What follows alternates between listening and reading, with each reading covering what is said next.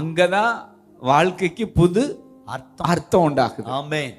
ஹல்லேலூயா. ஹல்லேலூயா. நீங்க லைஃப்ல ஜெயிக்கணும்னா உங்களை குறிச்ச தேவ திட்டத்தோட நீங்க கனெக்ட் ஆயிட்டீங்கன்னா பாதாளத்தின் வாசல்களுக்கு அப்படி கிளி பிடிச்சிரும். எஸ். பாதாளம் எப்ப நடுங்கும்னா ஒரு மனுஷன் தன்னை குறிச்ச தேவ திட்டத்தை கண்டுபிடிச்சு அல்லது தேவ திட்டத்தை வெளிப்பாடா பெற்று அந்த தேவ திட்டத்தோட ஒருத்தன் இணைஞ்சிட்டான்னா அவனை எதிர்க்க அந்தகார சக்திகளால முடியாது. அவன் அணுகுண்டு மாதிரி. எஸ்.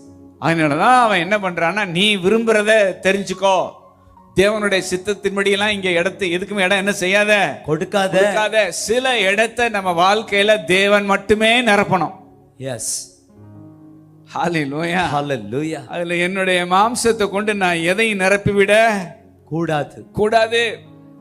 அப்படி வர்றப்ப தேவ நோக்கம் எந்த அளவு முக்கியமோ அதே போல நம்முடைய லைஃப் பார்ட்னரும்